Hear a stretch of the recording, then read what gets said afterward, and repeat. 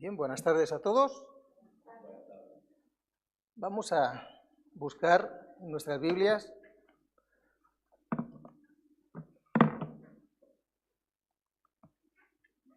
Lucas 2, 9 al 11.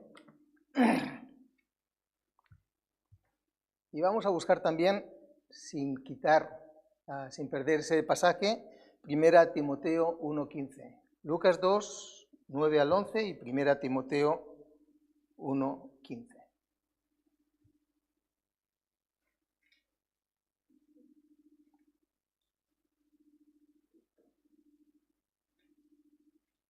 Bien, ¿lo tenemos todos? Leemos el pasaje al unísono, Lucas 2, 9 a 11. Dice así: y he aquí, se les presentó un ángel del Señor, y la gloria del Señor los rodeó de resplandor, y tuvieron gran temor. Pero el ángel les dijo: no temáis, porque he aquí os doy nuevas de gran gozo, que será para todo el pueblo, que os ha nacido hoy en la ciudad de David un Salvador, que es Cristo el Señor. Y ahora vamos a 1 Timoteo 1:15.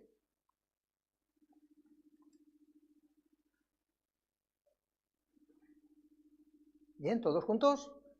Palabra fiel y digna de ser recibida por todos, que Cristo Jesús vino al mundo para salvar a los pecadores, de los cuales yo soy el primero. Oremos. Señor y Padre, te damos gracias por tu amor para con nosotros, te damos gracias por este día, te damos gracias por el tiempo que estamos celebrando y la libertad que tenemos de celebrar tu nacimiento. Sabemos que no fue en estas fechas, pero se acordó que se celebrara así. Y podemos tener un tiempo en el que recordamos que tú viniste a esta tierra. Te damos gracias también porque podemos con libertad abrir las puertas de la iglesia, congregarnos, cantar a tus himnos, estudiar tu palabra y también poner delante de ti las peticiones que hay en nuestro corazón. Pedimos, Señor, tu bendición ahora sobre todo esto que vamos a hacer, sobre este tiempo. Señor, guía tú mis labios para poder expresar lo que tú me has enseñado. Bendice también a los que no pueden estar con nosotros, los que quizá estén viendo el culto a través de internet. Señor, que sea de bendición también para ellos, igual que espero que sea para cada uno de nosotros. Gracias te damos por todo en el nombre de Cristo. Amén. El primer pasaje que hemos leído, en este primer pasaje la Biblia nos habla de un Salvador y nos da su nombre. Dice que es Cristo el Señor. En Mateo 1:21 el ángel anuncia a José acerca del nacimiento de Jesús, indicándole también cuál iba a ser su propósito. El ángel le dijo, porque él salvará a su pueblo de sus pecados. Y leemos también que el apóstol Pablo nos indica cuál fue el propósito de la primera venida de Cristo a este mundo, para salvar a los pecadores, y hace ese inciso, de los cuales yo soy el primero. Y ahí podríamos poner nuestro nombre cada uno. Pero ¿realmente necesitamos un Salvador? ¿El mundo necesita un Salvador? ¿De qué nos van a salvar? ¿De quién nos va a salvar? Eso es lo que la gente ahí fuera piensa. El mundo ahí fuera ofrece muchos placeres, pero hay un sentimiento de inseguridad en esta vida que hace al hombre clamar por algo sobrenatural, precisamente por un Salvador. Y aún así el hombre decide vivir su vida al momento, sin tener en cuenta que después de esta vida hay una eternidad y que tendremos que pasarla en un sitio. En la época del año en que estamos viviendo, Navidad, nos encontramos inmersos en multitud de celebraciones. En teoría estamos celebrando la venida de Jesús al mundo. el Hijo de Dios, el Mesías, el Salvador, mi Salvador, y espero que también sea el tuyo. Pero desgraciadamente, mezclado con esa celebración, encontramos mucho cascajo. Encontramos mucha celebración que no tiene nada que ver con la verdadera Navidad. Y de hecho incluso se intenta quitar la razón de ser de esta fiesta. Hace unos años salió una noticia, y hoy precisamente he vuelto a oír algo de eso en televisión. Una noticia que decía que desde la Unión Europea, desde el gobierno en Bruselas, habían enviado una guía interna, aunque enseguida la retiraron. Y en esta guía se aconsejaba lo siguiente. Ellos decían, hay que evitar asumir que todo el mundo es cristiano. Y es verdad, no todo el mundo cree en Cristo. Y no todos los que creen en Cristo creen de la misma manera. Ellos decían, no todo el mundo celebra las fiestas navideñas y no todos los cristianos las celebran en las mismas fechas. Decían, hay que ser sensible al hecho de que las personas tienen tradiciones religiosas diferentes. Esta semana, hace 2 semanas, recibí un mensaje por WhatsApp, un meme, en el que tomando esa noticia, decía que para no discriminar a otras religiones no cristianas o personas con otro tipo de tradiciones, sería mejor decir felices fiestas en vez de decir feliz Navidad. Vamos a pensar un momento. Y esto posiblemente el pastor José Bernabéu podría decirlo mejor, contarlo mejor que yo. Si yo me voy a Israel, estoy tranquilamente pasando mis vacaciones en Jerusalén, aunque ahora mismo no hay tranquilidad allí, pero bueno. Y un sábado decido, tengo ganas de tomarme un café. Y me voy al camarero y le pido, por favor, camarero, ¿me puede poner un café? Me va a decir que no. Un sábado, yo, un judío, a un gentil, ni a un gentil ni a otro judío, yo no se lo pongo. Pastor Alberto nos comentó que cuando estuvieron allí en Israel había incluso un ascensor para el sábado.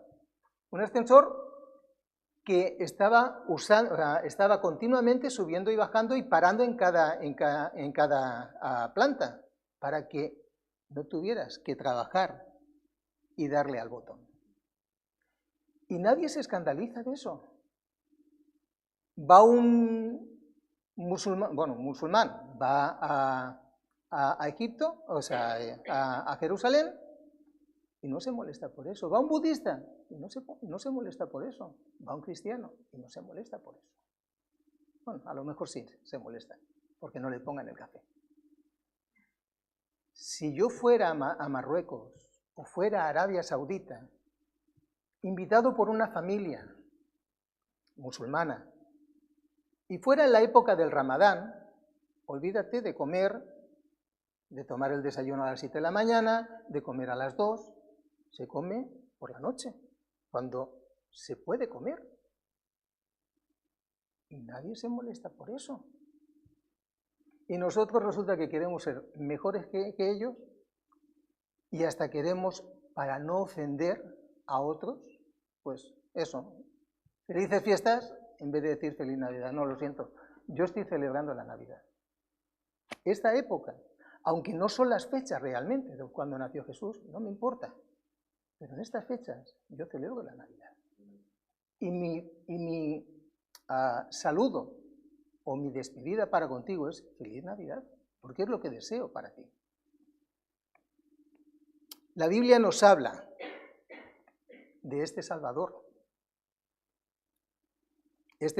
que era y que es Jesús.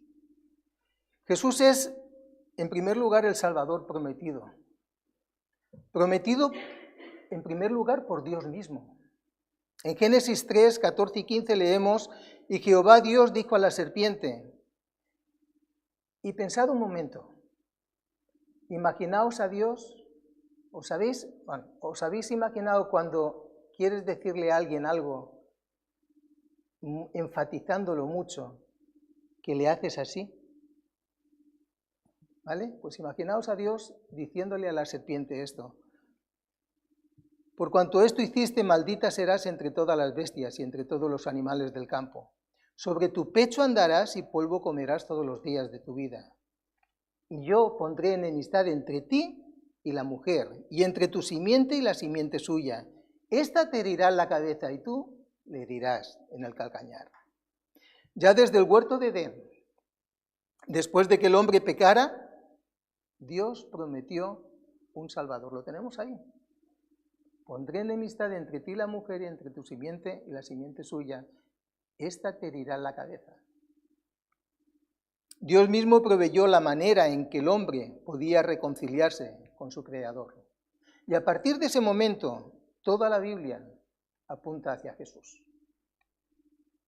Jesús es la simiente de la mujer. La serpiente hirió en el calcañar, en el talón, a Jesús cuando fue arrestado, cuando sufrió a manos de los romanos y cuando por fin fue crucificado y murió. Pero él, Jesús, hirió a la serpiente en la cabeza cuando después de 3 días resucitó de entre los muertos. Jesús también es el Salvador prometido por el profeta Isaías.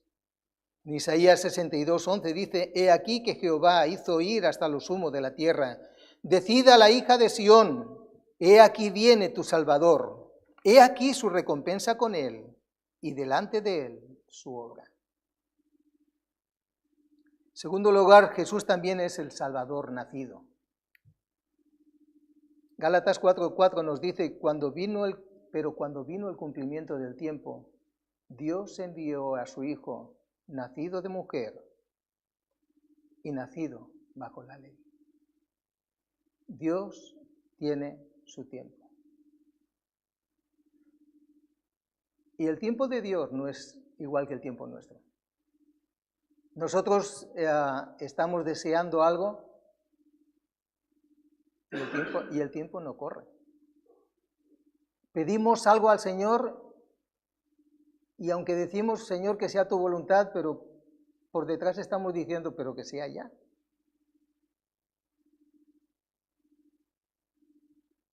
Dios tiene su tiempo. El nacimiento de Jesús fue profetizado.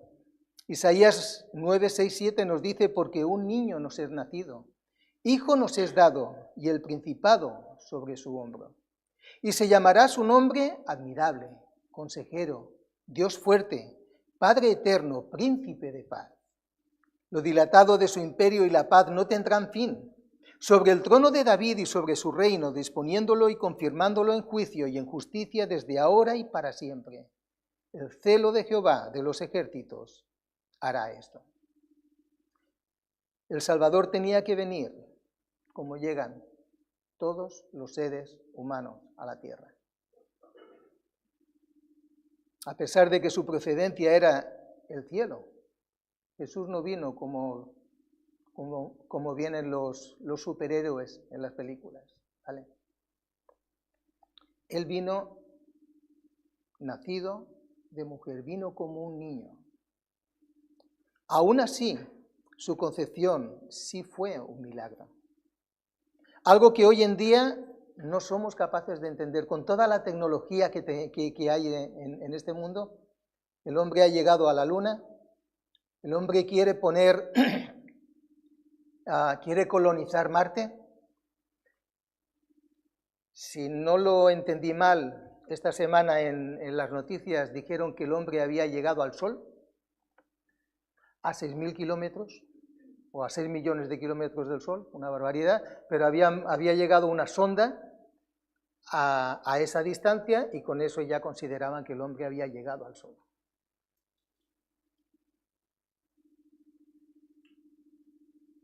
con toda la tecnología, digo, con toda la ciencia, con toda la sabiduría que el ser humano tiene, no somos capaces de entender esto. Pero más aún, de hecho es algo imposible de creer para muchos. Es verdad, hay que tener fe para creer cómo vino al mundo, cómo nació Jesús.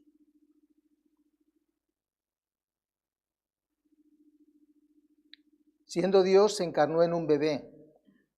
Vivió la vida de cualquier ser humano, con todas sus necesidades. Jesús tuvo hambre. Jesús se entristeció. Jesús de niño jugó con sus amigos. Tuvo sentimientos, tuvo emociones, incluso tuvo tentaciones. Pero como nos dice el autor de Hebreos, fue sin pecado. Jesús era hombre, pero también es Dios. Y de ahí los títulos que él recibe: admirable, consejero, Dios fuerte, Padre eterno, príncipe de paz. Su nombre es admirable. Jesús, el nombre de Jesús, un nombre del que nadie en esta tierra es digno de llevar. Y espero que no tenga, espero que no os moleste si tenéis algún familiar que se llame así. Pero es un nombre que yo no se lo hubiera puesto a mi hijo, porque es mucho más grande de lo que nosotros podemos ser. Consejero. Jesús es el que tiene la palabra perfecta que en cada momento necesitamos. El apóstol Pedro le dijo: Señor, ¿a quién iremos? Tú tienes palabras de vida eterna. Dios fuerte.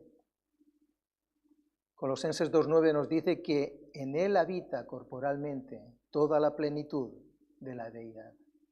Jesús es Dios. Padre eterno. Jesús mismo declaró: yo y el Padre, uno somos.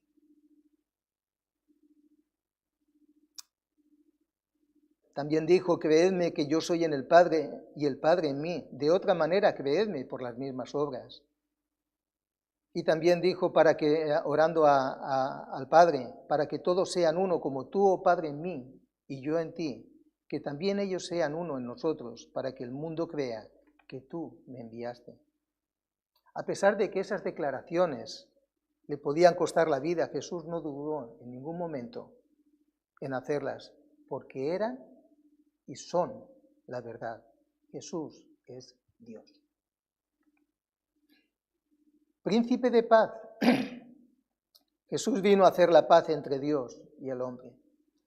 Efesios 2:15 nos dice: aboliendo en su carne las enemistades, la ley de los mandamientos expresados en ordenanzas, para crear en sí mismo de los dos un solo y nuevo hombre, haciendo la paz. Y Colosenses 1:20 dice: y por medio de él, de Cristo, reconciliar consigo todas las cosas, así las que están en la tierra como las que están en los cielos, haciendo la paz mediante la sangre de su cruz. Jesús hizo la paz entre Dios y el hombre por medio de la sangre que derramó en la cruz del Calvario. Jesús debería ser el máximo candidato al Premio Nobel de la Paz, aunque ese premio se le queda pequeño. También Jesús fue profetizado, o sea, se profetizó dónde tenía que nacer. ¿Sabéis dónde era? ¿La ciudad de quién? Tenía que nacer en la ciudad de David. Es lo que buscaba, perdón. Lucas 2:11 nos dice que os ha nacido hoy en la ciudad de David un Salvador, que es Cristo el Señor. Estaba profetizado que el Salvador nacería en la ciudad de David, en Belén. Miqueas 5:2 nos dice: pero tú, Belén Éfrata, pequeña para estar entre las familias de Judá, de ti me saldrá el que será Señor en Israel, y sus salidas son desde el principio, desde los días de la eternidad. Nuestro Salvador vino a esta tierra en el momento oportuno, en el lugar adecuado y de la manera correcta. Jesús también fue el Salvador enviado. ¿Y quién le envió? Pues Dios el Padre. Primera de Juan 4:14 dice, y nosotros hemos visto y testificamos que el Padre ha enviado al Hijo, al Salvador del mundo. El apóstol Juan tuvo el privilegio de estar presente durante la transfiguración del Señor y oír las palabras de Dios mismo, este es mi Hijo amado, a él oíd. Gálatas 4:4, como hemos citado antes, nos dice, pero cuando vino el cumplimiento del tiempo, Dios envió a su Hijo, nacido de mujer y nacido bajo la ley. La venida de Cristo a este mundo, la manera, el tiempo, todos los acontecimientos que transcurrieron durante su vida hasta su muerte en la cruz del Calvario, ocurrieron según el Padre tenía previsto, y tal y como Él quiso. Nada se escapó de su mano. Lamentablemente, Jesús también fue el Salvador rechazado. En Juan 1, los versículos 2, 4 y luego del 9 al 11 leemos, este era en el principio con Dios, en él estaba la vida, y la vida era la luz de los hombres. Aquella luz verdadera que alumbra a todo hombre venía a este mundo. En el mundo estaba y el mundo por él fue hecho, pero el mundo no le conoció. A lo suyo vino y los suyos no le recibieron. ¿Te has sentido alguna vez rechazado? ¿Has sentido rechazo por alguien en el trabajo, en el instituto, incluso desgraciadamente en la iglesia? ¿Alguien te ha dicho alguna vez, no quiero que formes parte de mi vida?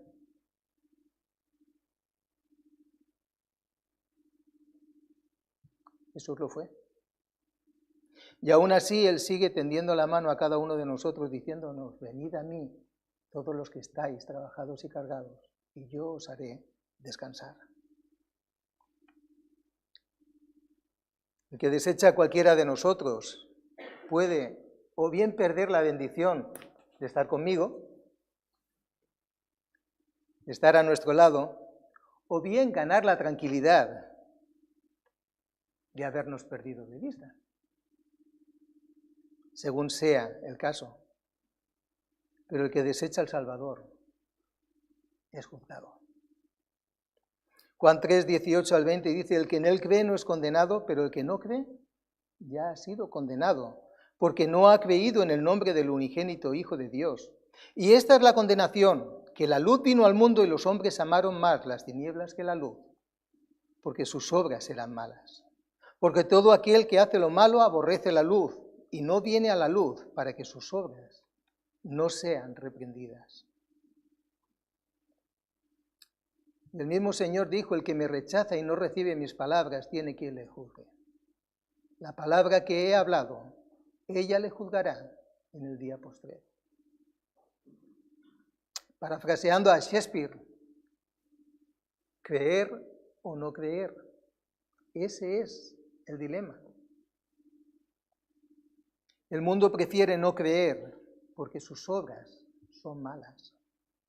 Prefieren vivir engañándose a sí mismo, quizá no abiertamente en contra de Dios, no levantando el puño en alto en contra de Dios y diciéndole, tú tienes la culpa, simplemente pasando de Él, viviendo a espaldas suyas, dejándole a un lado sin darse cuenta que eso mismo es como rechazarle abiertamente. Pero Jesús también puede ser el Salvador recibido. Los que le reciben a Jesús, son hechos hijos de Dios. Juan 1:12 dice, mas a todos los que le recibieron, a los que creen en su nombre, les dio potestad de ser hechos hijos de Dios. Jesús es ese Salvador que anunciaron los ángeles, pero también, como terminaron diciendo, es Cristo el Señor. A pesar de su humilde nacimiento, de su humilde vida, de su humillante muerte, Jesús es el Señor. Dios lo ha hecho Señor y Cristo, como proclamó Pedro en su primer discurso ante el pueblo de Jerusalén. Jesús es Señor de todo lo que Él creó y por tanto es su dueño. Lo he hecho yo, es mío. Cuando nosotros hacemos una cosa con nuestras manos, ¿de quién es? Es nuestro. Y Jesús, todo lo que tenemos, todo lo que vemos, lo hizo Él. Por tanto, Él es dueño de todo. Pero debe serlo aún más de los creyentes, puesto que Él también nos compró con su sangre. Pagó el precio del rescate por nosotros y por tanto le pertenecemos por 2 veces. Porque Él nos creó y porque Él nos compró. ¿Es Jesús tu Salvador? Espero que sí. ¿Es Jesús tu Señor? El apóstol Pedro dijo a los judíos que Dios había hecho a Jesús Señor y Cristo. Para el pueblo de Israel eso significaba que Jesús era Dios, que era el Mesías, aquella persona que el pueblo judío estaba esperando con ansiedad, profetizado siglos atrás, aunque realmente ellos esperaban otro personaje. No esperaban a alguien humilde, esperaban a un rey, a un libertador, alguien que los librara del yugo romano, alguien que trajera al pueblo de Israel el esplendor que había tenido en tiempos de David y en tiempos de Salomón. Pero para nosotros como creyentes en Cristo, Él debe ser, sí o sí, nuestro Señor, nuestro dueño absoluto. Aquella persona a quien obedecemos sin rechistar, más aún, sin ni siquiera cuestionarnos si lo que nos pide es racional o no. Y eso solo depende de nuestra voluntad. Meditemos en esto, porque sí queremos tenerlo como Salvador. Realmente todos queremos tenerlo como Salvador, porque lo necesitamos. Pero eso de estar bajo su señorío, eso de obedecerle negándonos a nosotros mismos, eso es más complicado. Y en verdad muchas veces, aún como creyentes, no estamos dispuestos a ello.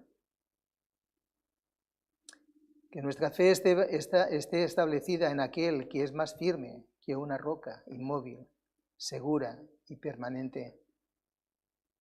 Que Jesús, ese Salvador prometido y enviado por el Padre, nacido en Belén tal como se profetizó siglos antes de su nacimiento, rechazado primeramente por su pueblo y actualmente por el mundo entero, sea nuestro Salvador recibido, pero más aún que eso, sea nuestro Señor. Que el Señor os bendiga.